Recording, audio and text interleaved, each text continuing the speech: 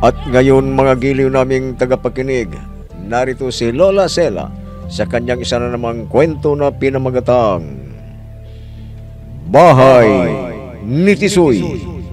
Dito sa ating dulang, mga kwento ni Lola Sela.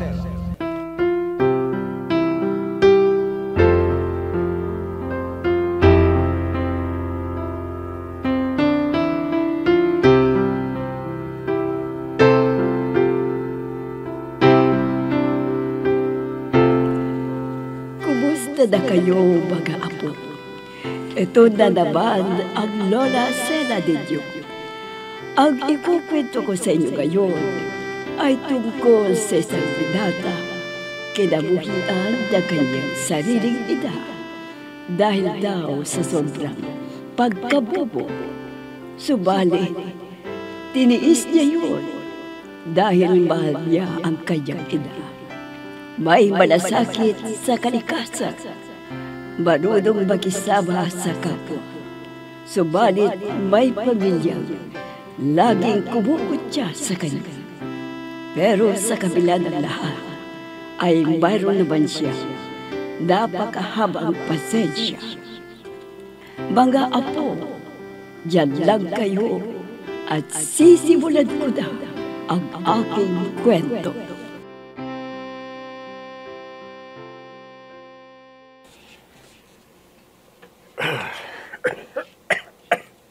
Oh, Tisoy, anak. Lumaalala na yung itay mo. Halos napuntahan na natin ang mga doktor dito sa atin, pero ganun pa rin. Hindi na siya nakakatulog sa gabi dahil inaatake siya ng ubo. Oo nga po, inay. Awa na po ako sa kanya. Kung maaari lamang po, ilipat ang sakit niya sa akin, gagawin ko na. Ay, ako rin, anak. Talagang nakakaawa ang kalagayan ng itay mo. Kailangan yata na ipa-ospital na natin siya. Dahil hindi kaya ang doktor dito. Pero inay, wala naman tayong pera. Tisoy, ano kaya kung ibenta na lang natin yung traktura na ginagamit na pang-aararo sa bukid? Ha? Kung ibebenta natin yun, inay, anong gagamitin nating magsasaka sa mga sakahan natin? Pero paano ang itay mo?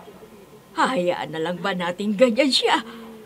Baka kung hindi maagapan yan, ikamatay niya. Oh, inay naman. Totoo ang sinasabi ko, anak. Baka magaya siya kay paring Insyong na hinayaan nila yung sakit niya. Ayon, ikinamatay niya. Kaya anak, maaga pa para mamatay ang itay mo. Kaya yan ang desisyon ko. Ibenta mo na ang traktura natin para may pampagamot tayo sa itay mo.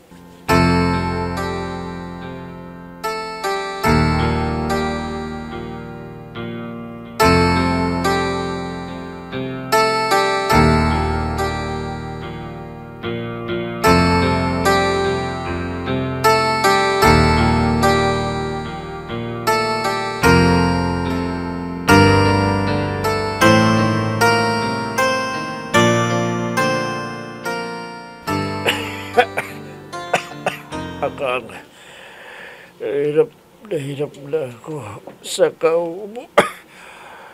Bakit tayo pag gumaling ito? Halos nalimot na natin ang mga doktor dito sa atin. Pero walang nangyayari. Lalo yata lumulubha ang kalagayan ko. Huwag kang mag-alala, Jose. Sa ospital ka na lang namin dadalhin. Ospital? Pero wala naman tayong pera. Jose, wala na akong maisip na paraan para mapagamot ka. Kaya inutusan ko na lang si Tisoy na ibenta yung traktura natin. Ano? Yung traktura? Naku, wag kang. Habulin mo si Tisoy. Sabihin mo huwag niyang ibenta ang traktora. Pero kanina pang madaling araw umalis eh. Dala ang traktura. Kaya palagay ko, nabenta na niya yun ngayon. Ano ka ba naman, Akang? Sana pinalam niyo muna sa akin bago ka magdesisyon na ibenta ang traktorang yun. Pasensya ka na, Jose. Awang-awa na kami sa iyo sa kauubo. Kaya minabuti na lang namin na ibenta ang traktora. Akang naman. Ano pang gagamitin natin sa pagsasaka? Wala na. Ay, naku, Jose, mabuti pang mawala ang traktora natin. Kaysa ikaw ang mawala. Akang.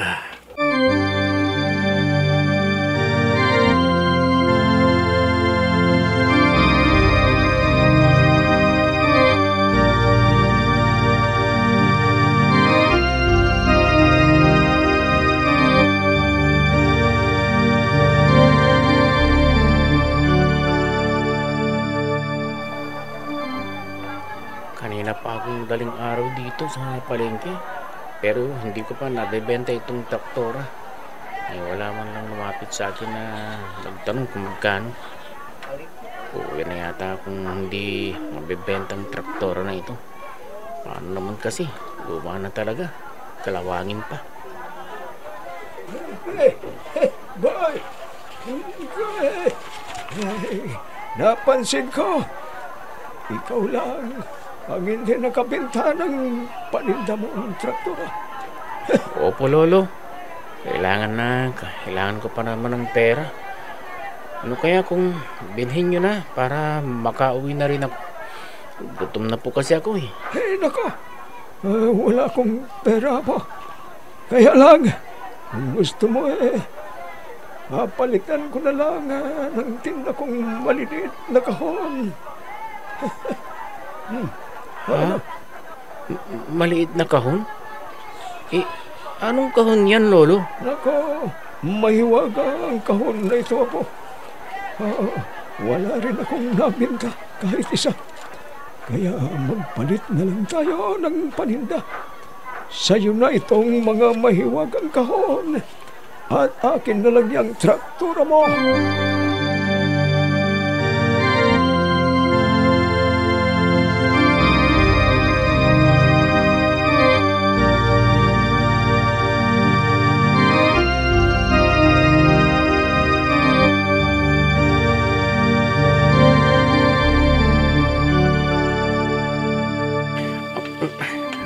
Bigat naman ng mga kahon na ito. Di bali, malapit na ako sa bahay. Ilalagay ko na lang ito sa likod ng bahay namin. Ano kayang mga kahon na ito? Ngayon lang ako nakakita ng ganitong kahon ah. Tisoy! Si Mina yung nasa likuran ko ah. Mahintay nga. Lalapag ko itong dala kong mga kahon. Tisoy, saan ka galing? Sa bayan, Mina. Ibibenta ko sana yung traktora namin dahil kailangan namin ng pera para maipagabot ang itay. O ano? Nabenta mo ba? Magkano naman? Hindi ko nga nabenta eh. At may isang matanda doon na nagbebenta rin ng mga maliliit na kahon. Nagpalit na lang kami ng paninda. Ang ibig mong sabihin, ang mga maliliit na kahon na ito, ang kapalit ng traktora ninyo? Oo, Mina. Kaya ito na lang ang ibebenta ko para may gagamitin kami sa pagpapagamot kay itay. Naku, Tisoy, niloko ka ng kausap mo. Saan mo naman ibebenta ang mga yan? At sinong bibili? Tulungan mo nga ako, Mina, para mabenta ang mga kahon na ito. Naku, wala akong alam na bibili niyan. Ano bang kahon ang mga ito? Hindi ko alam eh. Basta ang sabi ng matandang kausap ko, mahiwaga raw ang mga kahon na ito.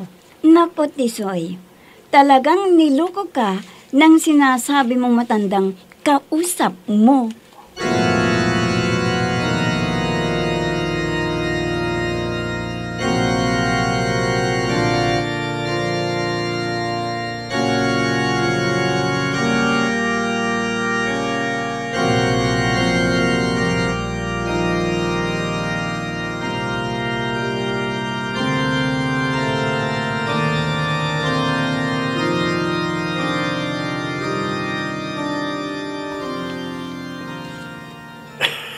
Akang, wala pa ba si Tisoy?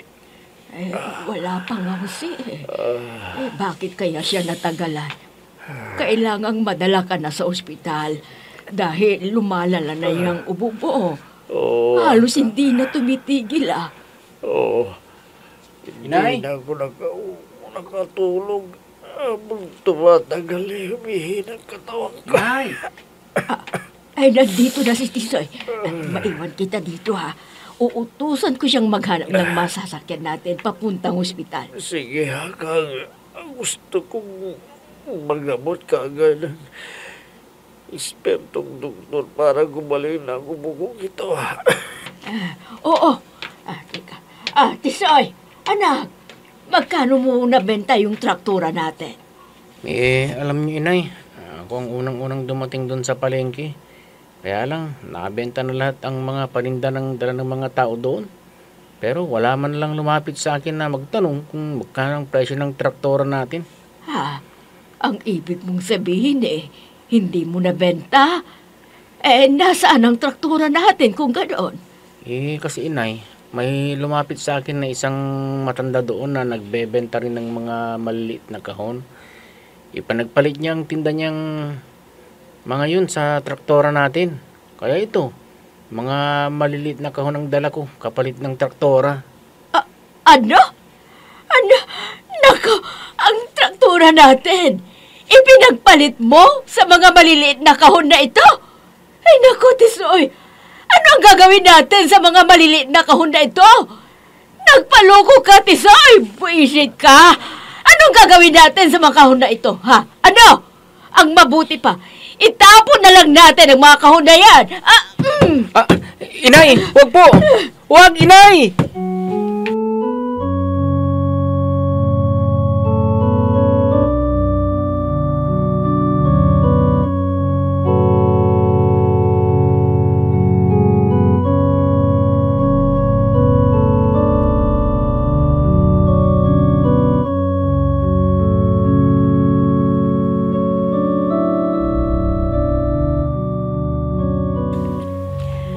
Hindi mo masisisi ang inay mo kung magagalit siya, Tisoy. Ako rin nagtataka kung bakit mo ipinagpalit sa malilit na kahon ang traktora ninyo. Naawa kasi ako sa matanda na yun. Katulad ko na hindi nakabenta.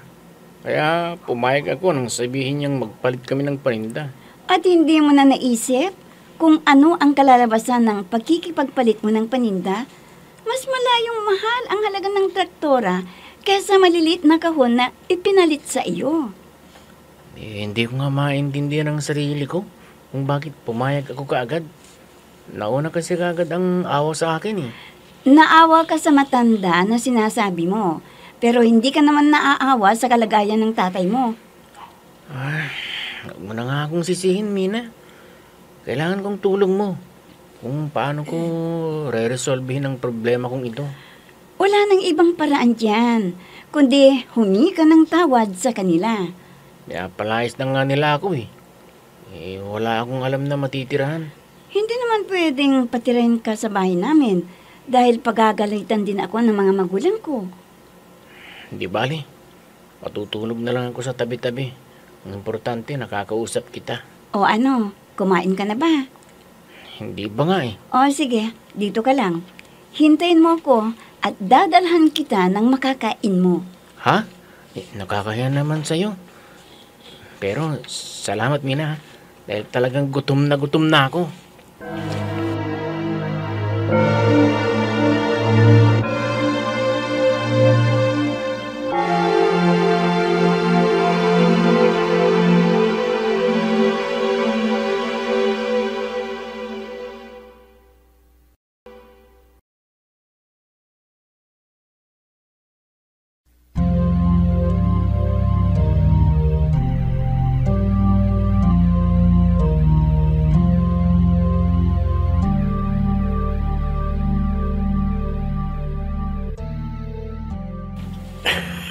Akang, may nahiraman ka naman ng pera. Wala pa, Jose. Pero pinababalik ako ni Maring Saring bukas. Magbebenta raw sila ng palay eh. Salamat naman kung ganon. Talagang lumala ng sakit ko. Parang nauubusan ako ng lakas. Naku, huwag kang magsalita ng ganyan. Huwag kang mag-alala. Gumagawa ako ng paraan para maisugod kita sa ospital. Nasaan ba yung anak mo si Tisoy? Ay naku, ewan ko. Galit na galit ako sa kanya. Sa halip na makatulong siya lalo pa niyang pinalala ang sitwasyon. Hindi ko makalimutan ang ginawa niya. Ipinagpalit niya ang traktura natin sa mga maliliit na kahon. Hindi natin alam kung anong kahon ang mga yon. Huwag muna nating pag-usapan yan, Akang. Mabuti ba'y kumuha ka ng dahon ng oregano at digdigin mo. Kaniinuman ko yung katas. Baka humupa ng kaunti nung umuha. Sige. Maiiwan kita sandali ha. At kukuha ako ng dahon ng oregano.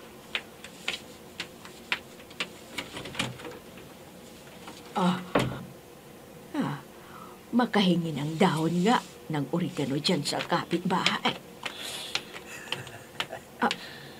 Teka, bakit biglang may maliit na bahay dito sa tabi ng bahay namin? Paano nagkaroon ng bahay dito? Paano? Nandito pala itong bisit na Tisoy na ito at natutulog sa loob. Hoy, Tisoy! Bakit nandito ka pa? Hindi ba't pinalayas na kita? Hoy! Inay, kumusta na po ang itay? Ayun! Lalong lumala ang ubo niya. Kung hindi ka sana nagpaloko sa kamong nakausap mong matanda, na isugod pa sana natin siya sa ospital. Hoy, ito ang tantandan mo ha. Kung anuman ang masamang mangyayari sa itay mo, ikaw ang sisisihin ko. Inay.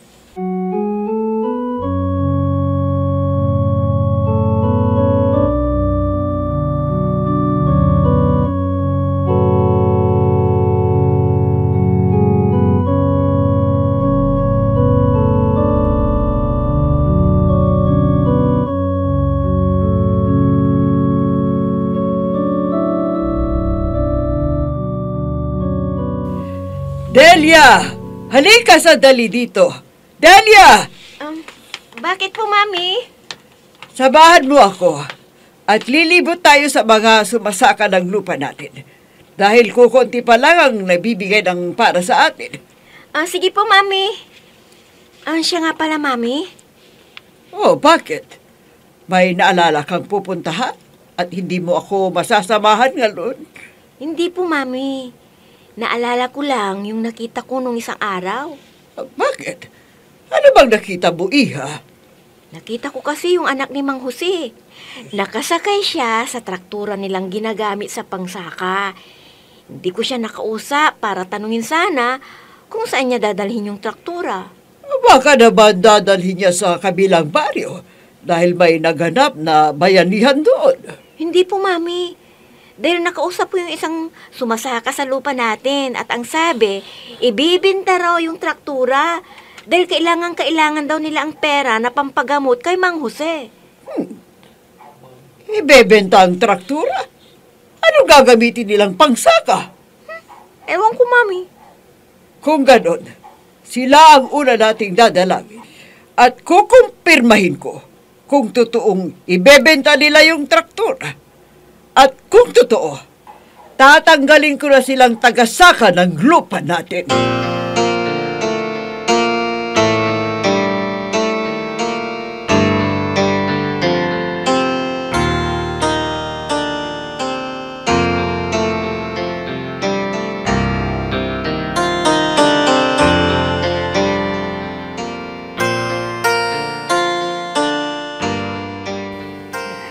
Kayo pala, Senyora Solara. Pumasok po kayo sa bahay. Wag na! Akang, totoo ba ang nabalitaan kung ebidenta ninyo yung traktora ninyo? Ang totoo po niyan, Senyora, Kailangan namin ng pera dahil may sakit si Jose at palala ng palala ang kanyang ubo. Wala naman akong nahiram sa mga kaibigan namin, kaya nagdesisyon ako na ibenta yung traktura. Pero nagpabudol ang anak ko. Nagpabudol ang anak mo? Anong ibig mong sabihin? Madaling araw ay nandun na siya sa palengke. At tanghali na, hindi niya nabenta. May kumausap daw sa kanyang nagbebenta ng mga maliliit na kahon. Wala rin daw nabenta. Kaya nakipagpalitan ng paninda. Ano? Kung ganon, wala na ang traktura ninyo? Opo, senyora. Sayang nga yung traktura namin Hindi ko sukat akalain na sa tanda ng anak ko, maluluko pa siya. Kung ganon, Akang, wala na kayong gagamitin sa pagsaka. Sa gayon, wala pa, senyora. Wala na pala kayong gagamitin. Kaya tatanggalin ko na kayo bilang magsasaka ng aking lupa. Senyora!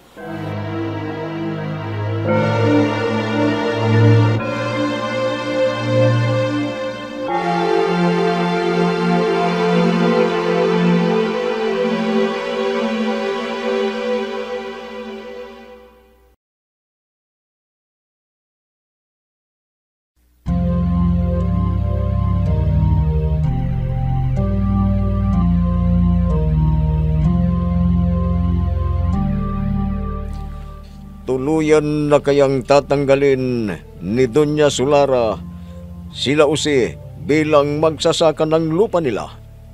Magiliw naming tagapakinig, abangan ang susunod na kabanata ng ating kwento na pinamagatang Bahay ni Tisoy. Dito sa ating dulang Mga Kwento ni Lola Sela.